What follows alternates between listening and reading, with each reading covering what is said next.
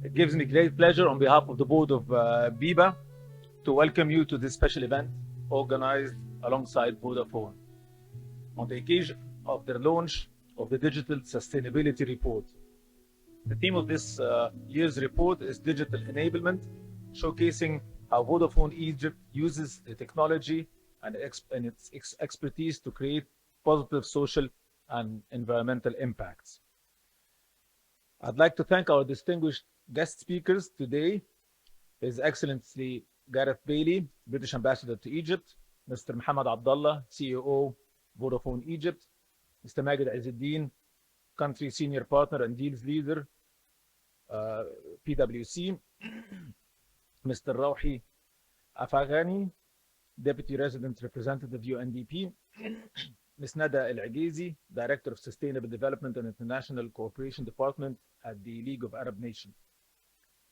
And lastly, our moderator, Ayman Assam, External Affairs and Legal Director, Vodafone Egypt. I would also like to extend our welcome to our guests today, His Excellency Talat Suidi, Chairman of the Energy and Environment Committee in the House of Representatives, Dr. Hussam Badrawi, President of Badrawi Foundation for Education and Development, and His Excellency Yahya Zaki, former Chairman of the Suez Canal Economic Zone. Lastly, I'd like to recognize and thank our strategic sponsor, Vodafone, and our event partners for their continuous support. Banque du Caire, CIB Egypt, GlaxoSmithKline, GSK, New Era for Education, Uppingham, Cairo, Suez Canal Bank, and Tatweer Masr. And special thanks to our strategic media partner, Excellence. Without further ado, I'd like to call for Ayman Assam, who will lead the panelists to the stage and who will be moderating. Thank you very much.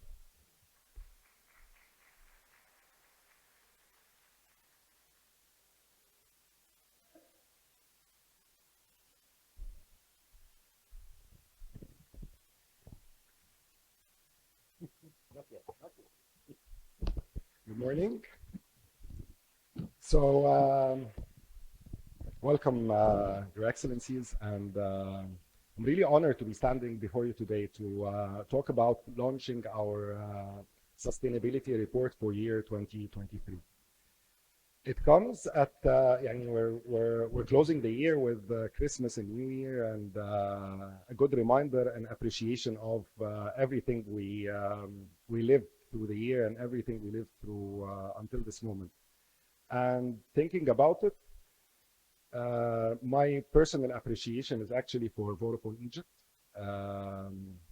Thinking about sustainability actually reminds me of 25 years ago when the company was established, and every decision that was taken throughout the past 25 years when the purpose of connecting our customers, serving our customers, building trust, transparency, being the benchmark for other companies in Egypt to really demonstrate how private sector, how businesses can make a real difference in the world we live today. I'll show you the video. Our team has done a great job in producing this video. And then I'll tell you the story behind the sustainability report after the video.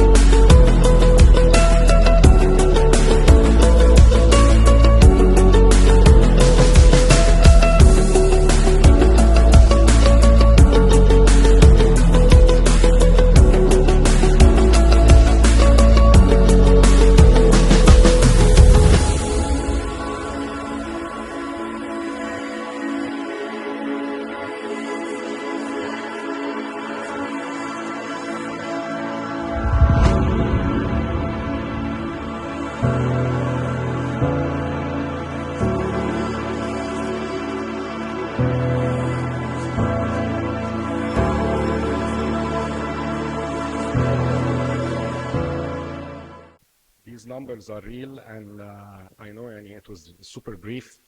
You couldn't read all the numbers, but I encourage you all to use the QR codes. It leads you to the sustainability report. It's 100% digital, and it offers all the information about Vodafone Egypt. And to continue what I was, the moment of confession slash pride I have is being in a company when you, for the first time ever, and the CFOs around here would relate. When you find your CFO waking up in the morning and wanting to do something purposeful for the suppliers. So the CFO of Vodafone Egypt woke up one day deciding that we want to help 100 of our very small suppliers and offer them a different payment term to help them really go through the difficult days. That's what sustainability is about. That's the purpose. When the decisions in the company, when the executive committee of the company meets, and part of almost every week's meeting, there's a discussion about the people, the well-being of the people. And guess what? It's not only the people of Vodafone Egypt. It's the health and safety of the supplier of a supplier of a supplier of Vodafone Egypt. Why? Because we care. Because this company truly cares. When the technology is super concerned with electricity consumption and wanting to do everything possible to reduce the carbon emissions coming out of the company, that's what purpose is about. So this is what the sustainability report tells you. These are the stories that the sustainability report will tell you. And I truly wish to recognize the team behind this in Vodafone Egypt. So a big hand from me to the sustainability team of Vodafone Egypt who has made this true. GRI standard reporting is the most famous at this point in time. Maybe later on some standards will come out, but this report is fully digital. It's fully embedding the GRI reporting standards. And again, it's a proud moment for me. And I take this opportunity to call our distinguished panelists, starting with His Excellency Ambassador Bailey. Please. Mohammed Abdallah, the CEO of Vodafone Egypt. My boss, so I'll be kind with questions. Ms. Nada Al-Aghazi, Director of Sustainable Development and International Cooperation at the League of Arab States. Rawhi Afghani, Deputy Resident Representative, UNDP.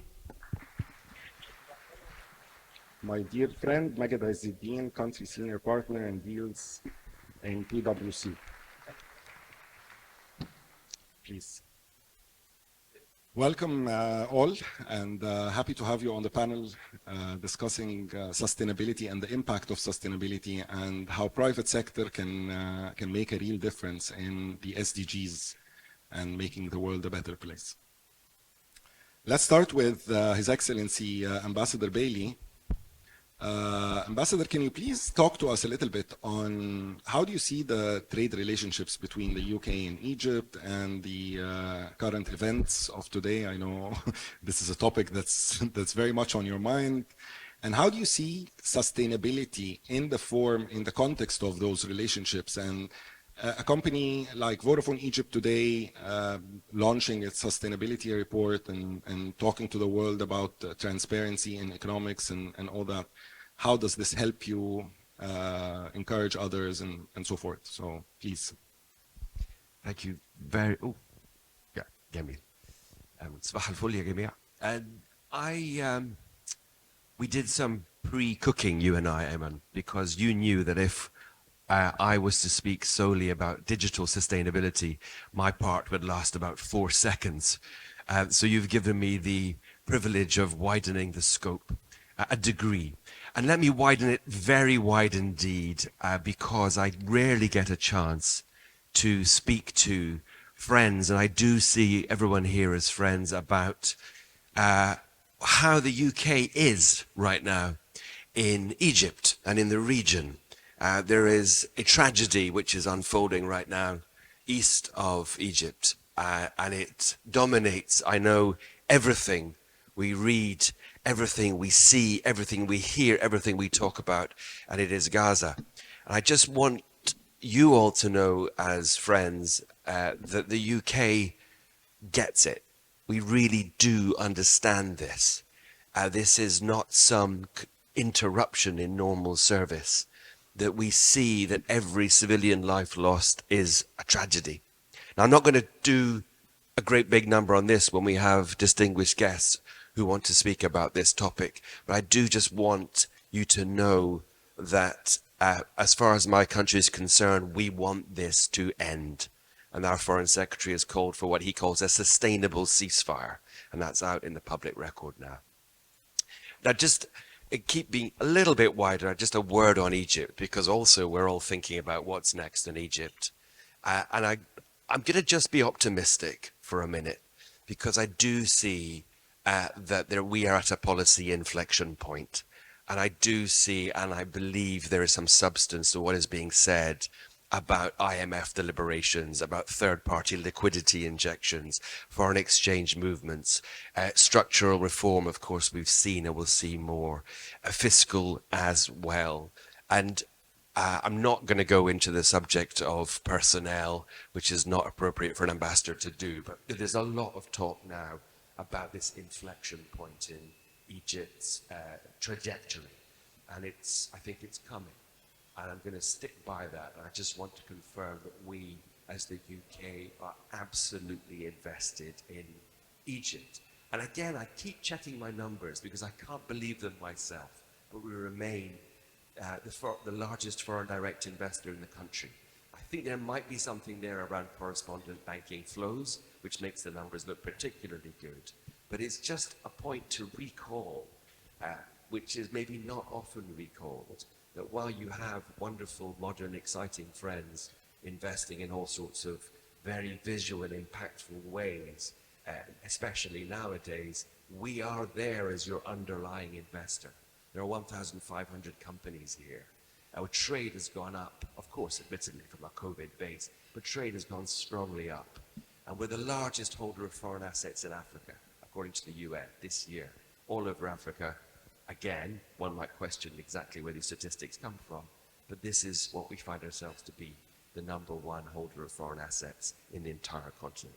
So we're really, really beside you. If I just get now a little bit narrower and start to try and answer the question, I just say this, the obvious point to observe is when Vodafone does a sustainability report like this, it is doing it because it is intimately linked to the legislative and regulatory requirements that are put upon it as a company or as a group with an HQ in the UK. And so you have, by this commitment, something which I think works for both of our countries. We have a set of standards to which Vodafone would need to adhere to be UK, and that works here in Egypt. And as for Vodafone, as for all the other companies besides, we do not have a statist policy in the UK where I could turn to a gentleman like Mohammed and say, you need to do the following. We don't do it that way. The UK way is that companies do what they do for commercial reasons. But what they also do is they make sure that the commercial and the regulatory align, that they do something like a sustainability report because it makes money. And if it makes money, then it's sustainable by definition because it's a private sector proposition. So it is very, very simple. And as for Vodafone, as for many of the other firms that are here in the market, there's just this very clear sense that these firms will have to meet a certain number of regulatory requirements, and by those requirements, that works for both of our countries. Final point, you'll be hearing a lot from me in the next couple of months about the UK-Africa Investment Summit, which is going to happen in the spring of next year, and is a repeat of the successful summit in 2020. And I would suggest that it is perfectly timed, in terms of Egypt being able to put its inflection point in front of the world. that we will have, as ever, gathered in London, a impressive group of City of London firms, and we'll have 25 countries present from around Africa. Not all of Africa will be represented, only the really big.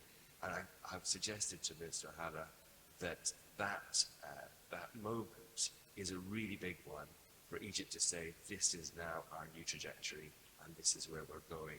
Come and invest in us. Thank you, Ambassador. Just a small point, because it really works on everything we've been doing. Is yeah, of course, the regulatory requirements of the UK would apply to a company like Vodafone Egypt. In Vodafone Egypt particularly, we had two ways of doing this. One would have been reporting numbers to the UK and let them launch their report to meet the regulatory requirements. And the other was that we take on board the responsibility of reporting fully on our numbers in Egypt, because on voluntarily basis, and because we sort of set ourselves to the standard of becoming the benchmark, becoming what companies should do. We've done this throughout our life in so many occasions, and we take this opportunity to become one more time the benchmark, the North Star, I would say, on sustainability. So thank you for the comment. And now to Muhammad Abdullah. So Muhammad, can you talk to us a little bit more on how do you see purpose? How do you see purpose in Vodafone Egypt? Stories from around the business. What actions do we do in the company to align with this sustainability and purpose? Good morning, everyone. Thank you, Amir, for this question. I think that, and thank you, Excellency, for shedding the light on the current situations and how Egypt's position is. We all optimistic about the future.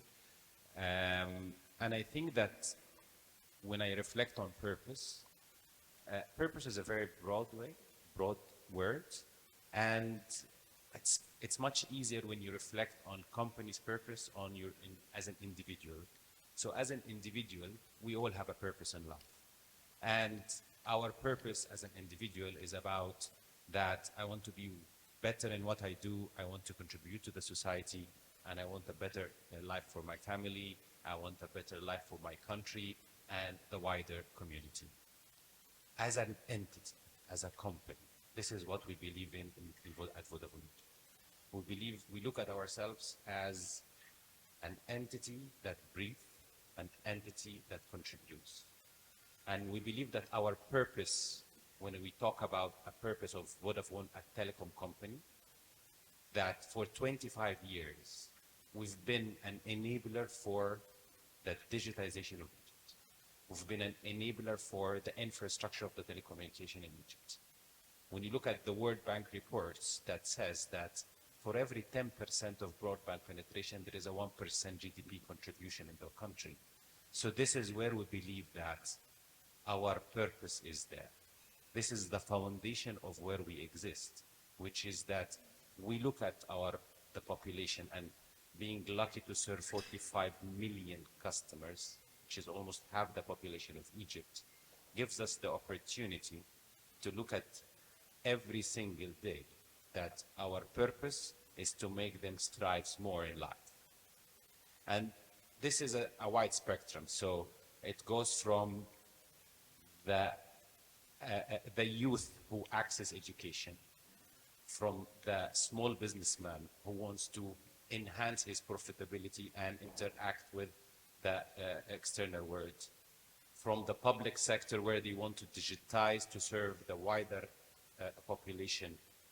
And we have examples in everywhere. We have a platform for education, we have a platform for SMEs, and we have multiple solutions that we have worked with the government, like the Universal Health Insurance, where we digitize the entire platform.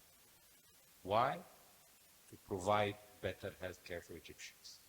So our purpose is in connectivity. Our purpose in making enablement of digitalization in Egypt happens faster. And while we're doing that, we're making sure that as an entity, we leave no one behind. So we invest in rural areas. We make sure that we don't harm the planet. So purposefully, we're 100% recycled, no plastic inside our stores, no plastic inside our premises. Our energy is green. We're striving to be net zero by 2030. In a telecom industry, this is not easy. But these are the things that we make sure that it happens. And we look for our family, which is our employees, where purposefully we make sure that our women are well taken care of so they can return after the pregnancy. We have an inclusive environment that includes everyone that can work in our environment within the company. And we try to, as Ayman was saying, we're trying to set the benchmark because we believe that this is our responsibility as well. So for others to copy us and continue doing this, so it has a bigger impact in Egypt. And we try to, because we have the luxury of serving 45 million customers, we have the luxury that on every single moment, we're part and sharing of these moments. So we're with you in Ramadan, we're with you when the sports happens and we win or we lose, we're with you in every single moment. And in tragic moments that happens across the world, we provide services to ensure that these people with their relatives at home are in connection. So for me, purpose is bigger than having an action. It's just how we breathe, how we live every single day. Ms. Nada, can you tell us how do you see the private sector engagement reporting on sustainability and how it helps the overall SDG achievements? Thank you very much, and thank you for having me. It's a pleasure to be here. Actually, let me take you back to the essence of the Agenda 2030 and the SDGs. Actually, it's about 5 Ps. This agenda is about people, planet, prosperity, peace, and partnership. You all know the 17 goals, the 169 targets, all of this. It talks about life in general. We talk about poverty, we talk about food, we talk about education, we talk about women, we talk about everything in life, and of course the environment and water and all of this. But the only SDG which binds this agenda all together is SDG 17, which talks about partnership. And here we have to include all partners, all stakeholders, including, of course, the private sector, although the governments are held accountable in regards to achieving SDGs, but without the stakeholders and without their partnerships, they cannot do anything. So that's why I'm talking here about all the Arab governments and across the region. All of them are convinced that the private sector has a very important role to play in regards to achieving SDGs. And here I would like to praise Vodafone on their ESG report. It's a very important step because to have this partnership between governments and private sector, we need to build trust. So this ESG report reflects transparency of the company, and that's how trust is built. So we need all companies to follow suit and to have their ESG reports because number 1, trust. Number 2, knowledge sharing. Maybe you shared your success stories, your failures, your challenges, and this is also important for the other private sector companies. It's important for investment, of course. As you know, all the companies, international companies, are interested in investing in sustainable projects and all of this. So this will also attract investment. And at the same time, we have to say that there are some challenges, maybe related to capacity building and how to establish or how to draft such a report. It's still a challenge to many. And that's why maybe I want to mention that we need some degrees in sustainabilities in sustainability in Egyptian universities and universities around the region. We have some, but we need more.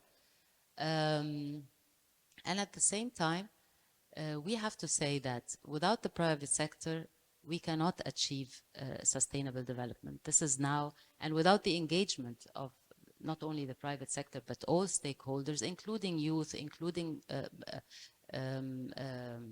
civil society organizations, including parliamentarians, everyone has to be involved to do such a thing. So, and here I would like to mention that the Arab League is very keen on encouraging the engagement with the private sector, and we have established something called ALBA, the Arab League Business Alliance, where we bring together the private sector companies that work in the region with the ministerial councils that we have in the Arab League. We have around 13 ministerial councils on all sectors, and we want to start this dialogue between the private sector and the ministerial councils to talk about challenges, to talk about opportunities, to talk about whatever success stories, of course, and best practices. So this is one thing that we have done. And the second thing is that we have an initiative called the Ma'an Initiative, or the Together Initiative.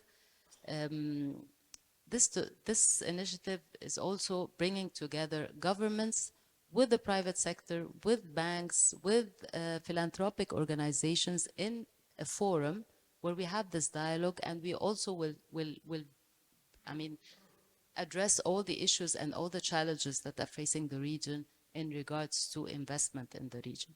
So again, the private sector is very important to us, and this step is really important, and we want everyone to follow you in this. Thank you. Thank you, Ms. Nada. Now, on the private sector, the perspective of the UNDP and the private sector. So, Mr. Rouhi, how can the private sector support governments in leveraging digitization to speed up progress on the SDGs? And how do you see the current and future partnerships between the UN entities and the private sector to help countries achieve their SDGs as well? Thank you very much. Let me start by saying one thing about the most important promise when it comes to SDGs, which is the leave no one behind. This whole idea of the fact that we need to be inclusive in designing any initiative that to help countries on the ground, but also to make sure that we are inclusive and we're reaching those most vulnerable communities. This whole idea of the digitalization of or digital transformation, this is what would guarantee actually to reach those people that most in need for this kind of services that the governments can actually provide. So it's not just it will enable a economic at scale, but also deliver services to those communities and make sure that you boost government effectiveness as well. So that's that. So let's make sure that we are talking about leave no one behind and the fact that this is most important promise for SDGs. Now, when we talk about the private sector, there's many ways for the private sector to really contribute or support the government in digitalization. Obviously, the first thing comes to mind is financing, right? That's the obvious one, where the private sector can put in place an actual, digital infrastructure for digitalization, and ensure that inclusivity in the whole idea of leave no one behind. But the private sector also doesn't have to take all the risks. So this whole idea of blended financing, where you can bring in not just the government, private sector, but also the government, IFRs, and so on and so forth, to be able to really share that kind of risk and de-risk the financing. So that's one thing. But the other thing is this whole idea of the public-private partnership. This is where I think digitalization would be the core, because when we talk about that kind of partnership, you would need regulators, policymakers, but also mobile networks, digital service provider, and so on and so forth. And why is that very important? Because private sector needs really a conducive policies and regulations that can be actually function well to be able to really at the forefront to support the whole idea of digitalization and support the government in digitalization. So here I would like to stop and ask ourselves a question always that we don't really, we kind of, at least UN/UNDP, we always ask ourselves this question. What is the incentives for the private sector to actually contribute to this? Why would the private sector help the government? Is it the government role or the private sector role to really push for digitalization? It's really a two-way street. So one, obviously, the government has to give that kind of incentives for the private sectors, including, for example, tax breaks, whatever it is takes. But that role has to be very vivid and very important in terms of how do you provide that kind of incentives for the private sector to be able to really come on board. Regulations that actually support the private sector to invest in this kind of digitalization. Now, Egypt is a very good example, but not other countries. And Dr. We worked very closely on SDGs and different reports with the Arab state, and we saw that there's a lot of other governments are lacking in the region. But when it comes to UNDP and UN support that kind of digitalization in Egypt and others, this is where we at least we hope that we are this trusted partner, that we are actually not just for the public but also for the private sector, that we are that trusted partners as UNDP. For example, we already have a very good relationship with Ms. Meda. We have where we are actually supporting a project on the ground to doing that digital platforms for SMEs. We also have a very close relationship with the Minister of Communication and IT, where we are already helping them with 7 projects. One of them is obviously digitalization of the Egyptian Post and boosting that telecommunication as well. So it is, there is a lot of that kind of relationship with UN and /UNDP with the government, but I think that private sector is always a very challenging relationship, because this is where we are. We all need to be in place to be able to say that if the private sector come in and help us, and whether it is in this kind of digitalization or the structural transformation in the countries that we work in, that's where we need to bring always incentives for the private sector to do something like that. Thank you, Mr. Amrani. And I love this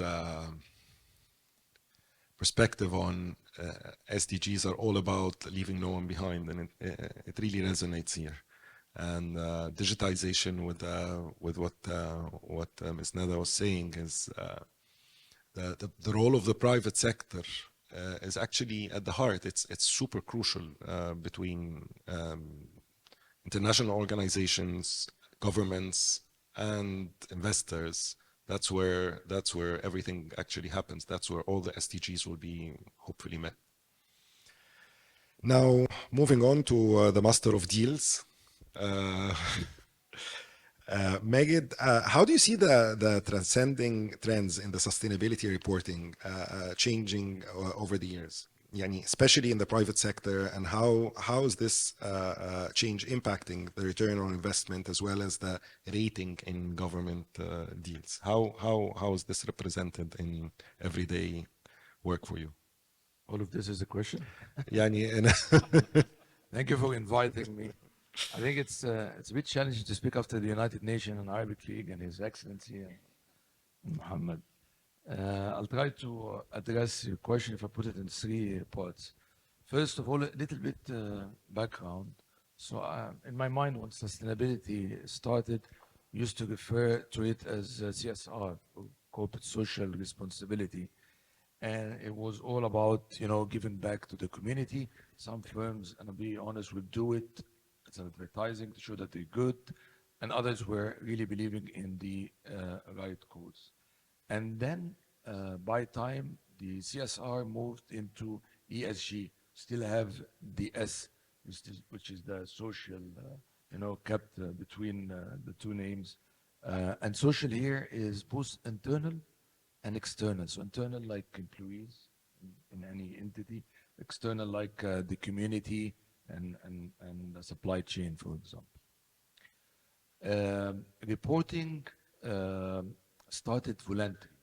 So people were wanting to disclose what they were doing and what activities they were doing. And then by time, and it's because of the race to net zero and whether it's 2030.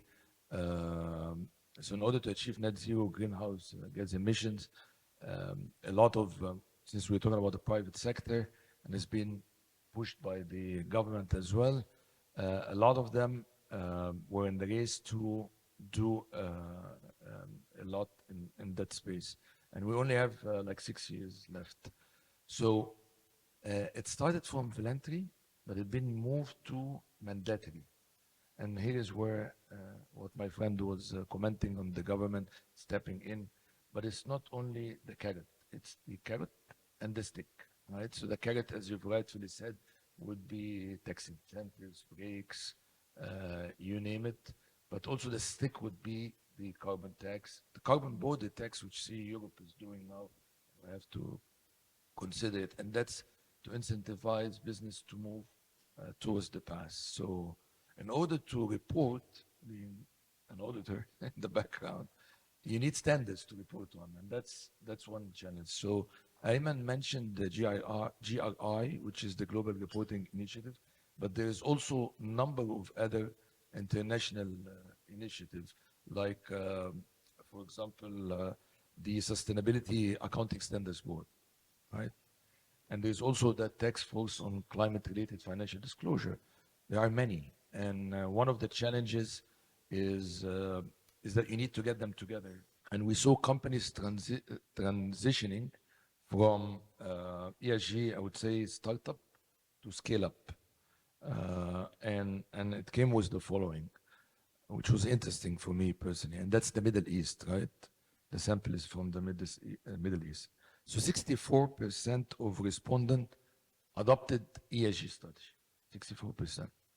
And 70% reported on sustainability. And quarter of them had separate sustainability report. 24% had Chief Sustainability Officer, which is a new term. You know, sustainability never made it in the past to the boardrooms. Never seen discussions in the boardroom about sustainability. Now you have a C-suite, Chief Sustainability Officer. Quickly, back to the other part of the question, which is return on investment, which is very, very interesting because a lot of people think that you're doing ESG and sustainability, but it's not good for the bottom line. Well, actually, it is good.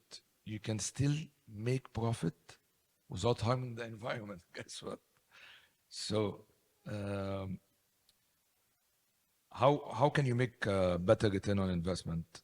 First of all, you have enhanced repetition, and you have stakeholder better perception.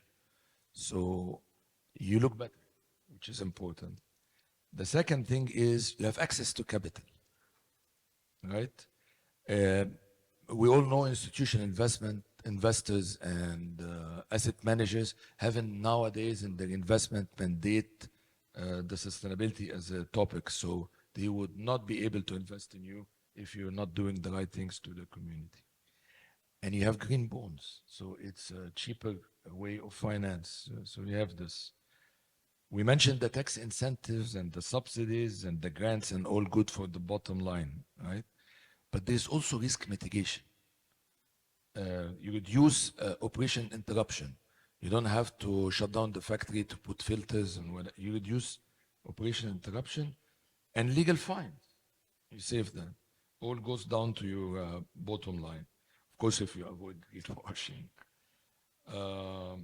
Last but not least, you mentioned governments and how you can win contacts with them. Governments nowadays around the world are incorporating criteria sustainability criteria into their operation and procurement.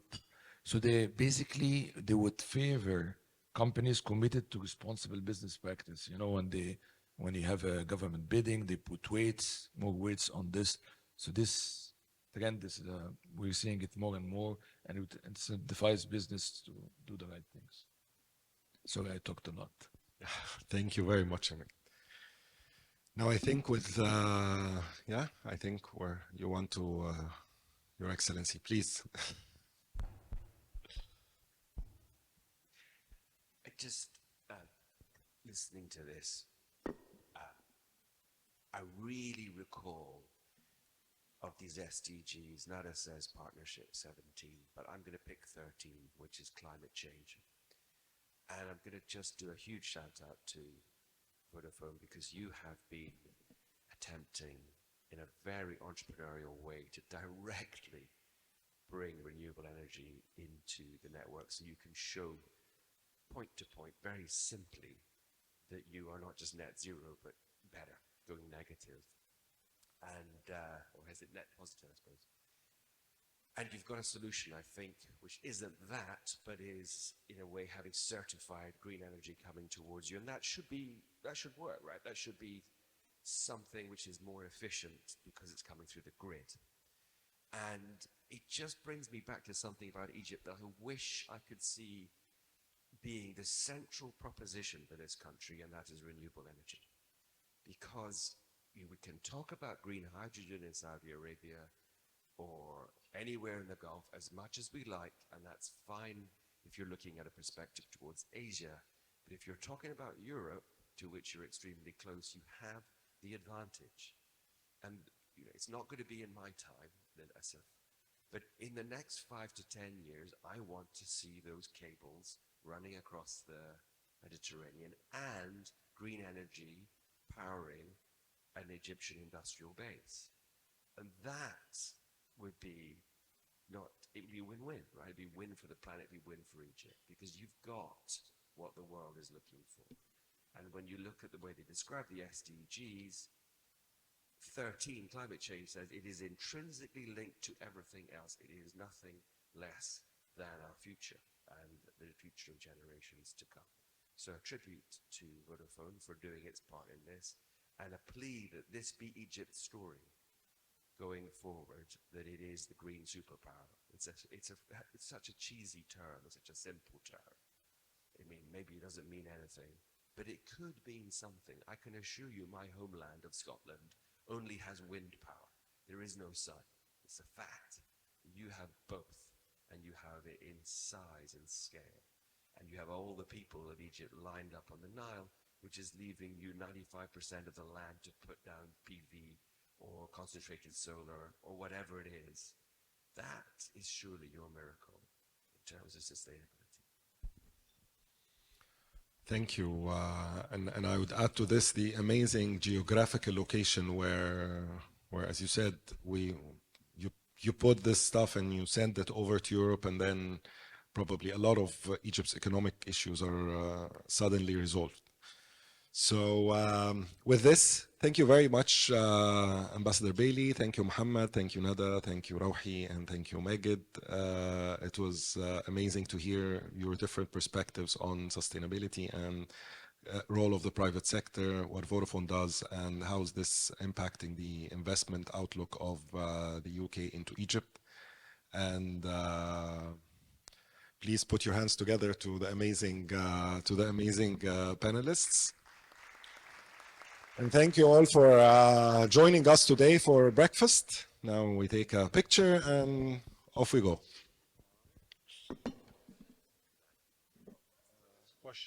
You want questions? طب يا ريت. Yeah, I usually يعني Doctor, I usually find it difficult when I'm on a panel or moderating to find people who are interested in questions. So I started developing this habit of, you know what, let's just close it. People don't want to ask questions. Let's go on. So thank you. Please, Doctor.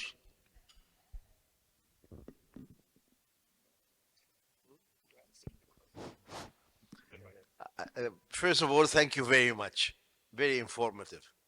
And what I would like to ask a very genuine question to Mr. Rouhi.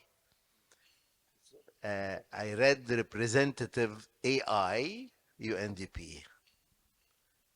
Is AI neutral or not? Because I have a personal experience that says it is not neutral. By the way, I translate everything I write in Arabic through AI to English, and it's a perfect translation. Until I send an article about Gaza and Israel to translate. So I got the translation proper, and then I get a notice say you cannot say that about Israel. So I discovered it is not neutral, like everything else. Isn't that amazing? Can you tell us about So that? I just want to make sure the AI in my title means at interim. It's not artificial intelligence, just to make sure that we are all on the same page. But I would like to offer maybe a humble answer to your question. And just thinking about, by the way, I'm Palestinian. So in a sense, it's very close to my heart what you just said. Thank you. So we are facing this new technology, and I think UNDP and the UN in general is really praising that. We're trying to bring it on board because I think you're never going to stop a new technology from taking its precedence in our processes and our initiatives and projects. But what I think what we need to do, we need to be responsible that every new technology would have an actual limitations, right? So when we talk about whether an AI is a neutral or not, it is not necessarily the technology, but is the way that we are actually trying to use and ask the technology to serve us is where the problem might rely. So we cannot ask too much out of the technology at this time because I think, you know, when we talk about ChatGPT, for example, we are very much in UNDP, we're trying to actually bring that AI perspective for maybe doing a big data collections, making sure that we are actually contributing to this kind of work that we do in SDGs and so on and so forth. But our expectation has to be managed in that sense.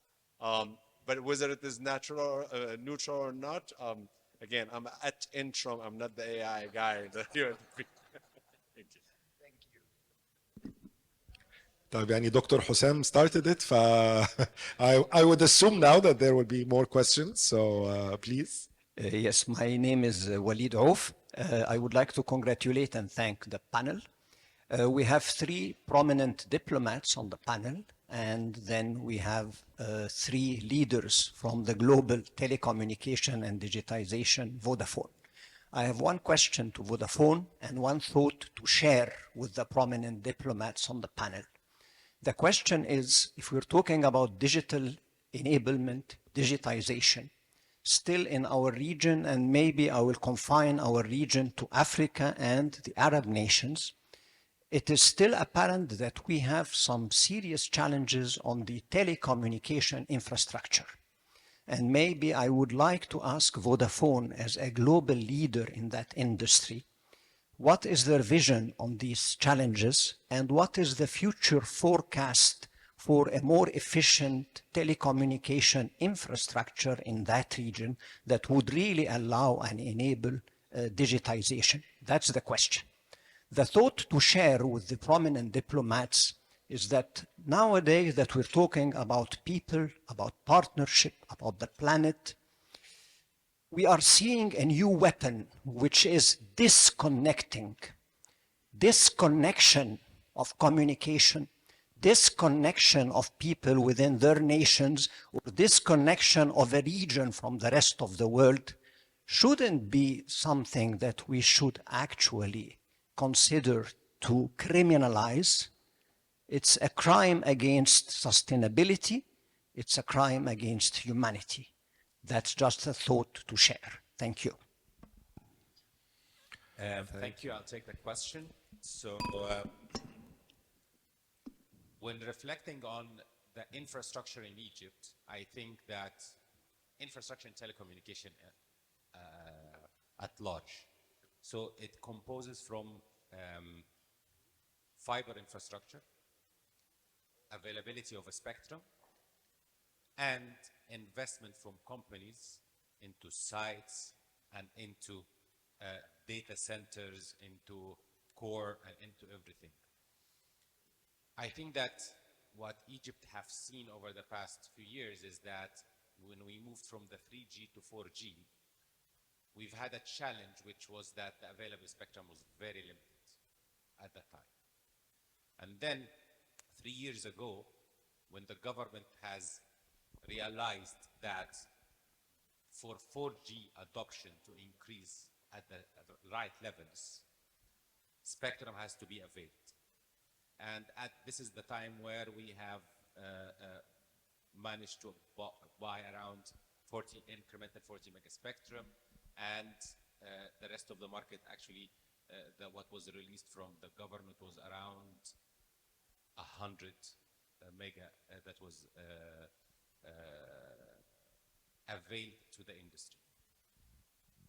Looking at a country like Egypt, where we have like 60%, 65% of the Egyptians are youth, we're seeing something that is not common in the rest of the world. We have a 40% on average traffic increase year over year.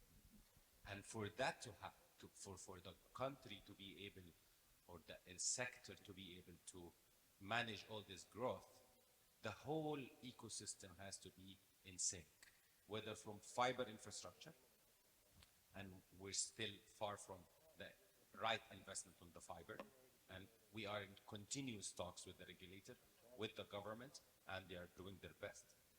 Or from spectrum availability, and subsequently from the investors to respond by putting the right investment. Just to give you a scaler, over the past 3 years, Vodafone Egypt has invested around $1.5 billion in spectrum and in capex, just to accommodate for such traffic growth. And I believe that we are at a fair position in Egypt.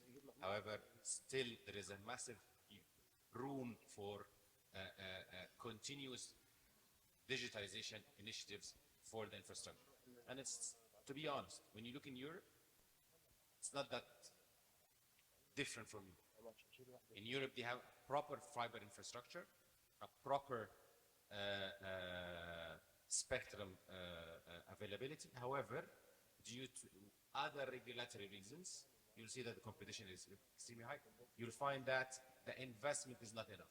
So the quality, when you continue to compare it at parity to Egypt, you'll find it not very far. However, what is eminent for Egypt, future for digitization, is continuous investment in infrastructure, which is fiber and spectrum.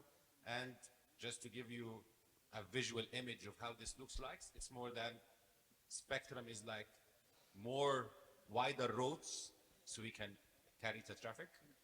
So we need more wider roads, and fiber, which is more underground so we can make the right transmission. Can I just say a word? I know it was an observation, but just this business about disconnection. Everywhere in the world disconnects. Every country in the world has a disconnection problem. I know what you're referring to, sir. There's a recent, quite clearly, and Hassan was touching on it as well, when you put something through the internet which certain parties don't like, they turn it off, or they slow it down, they throttle the speed of transmission. Clever algorithms eat up the information. But it is everywhere. And in a number of countries, of course, you cannot get access to certain internet sites. You have to use a VPN and so on. So I would turn it around to say we need to really focus on freedom of expression, and we need to turn that into the prize that we all seek. It is a matter of pride for me that on the streets of the UK for the last 7 to 8 weeks, we've had demonstrations. Weekdays, weekends, lots of demonstrations. on both sides of the debate, in fact. But I know that what Egypt has seen has been the side which says, and rightly says, that they're feeling for the suffering of Palestinians.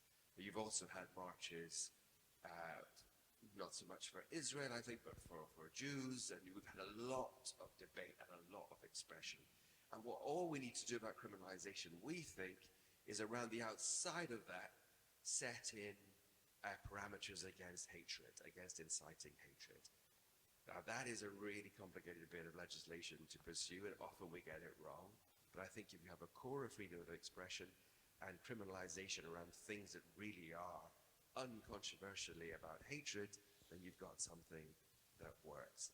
I'm no expert, but if you flipped that and said, let us criminalize disconnection, I think one of the biggest issues would be detection of disconnection. It's so difficult to actually find that disconnection and then find out who is ultimately the criminal behind the act. But I completely appreciate the sentiment. Thank you. And any more questions? Oh, there's a third question. You guys are super active. I love. Yeah. Okay, my question is related to the point which has been highlighted by His Excellency, which was a very valid point concerning the renewables. I believe for SDG to flourish, the renewable energy is a must. And my question is to the panel, when we are going to see in the ecosystem the trading for the carbon credits and the renewable energy credits? Because to complete the picture, the financial part and the return on investment should be there. So this is an open question for the panel. The second question for Mr. Rouhi concerning the milestones. I've read the report before coming here that there was, by September, I believe, a couple of months ago, that we are not on track. I mean, the world is not on track. So what is the plan for the world to be on track? Maybe because of what's happening around the perma crisis or the poly crisis, it's happening worldwide. So what is the plan to be on track? Thank you. Wow, this is, look, you're putting the whole world problem on my back. Thank you for throwing me under the bus, huh? No, but listen, this question is not really just for the UN, huh? It's for everybody, for all the governments and all member states within the UN, right? So in a sense, when we talk about would the SDGs be on track by 2030, let's not be naive. It's not going to be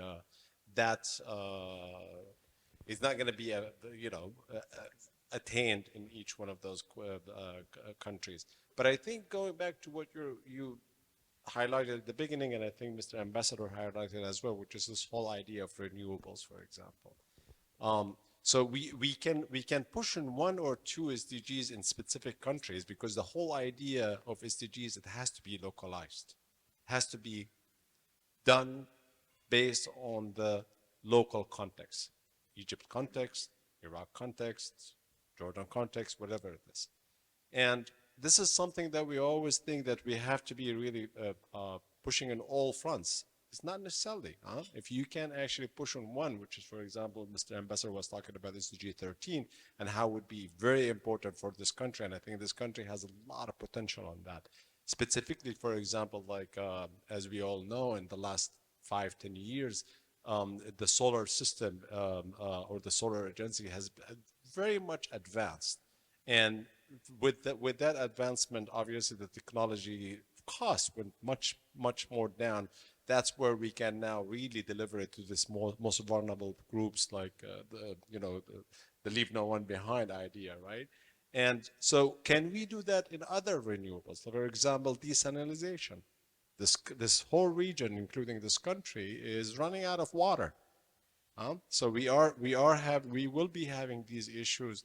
Unfortunately, the culture of water management is not really very much entrenched in our discussions as well. So for example, can we use solar system and renewable energies to do responsible desalination, for example, for irrigation even? I mean, this is take it one extra step and talk about desalination for irrigation as well. In Cairo Water Week, we hosted with the Minister of Water here in the Ritz-Carlton, exactly specifically a discussion on that, for example.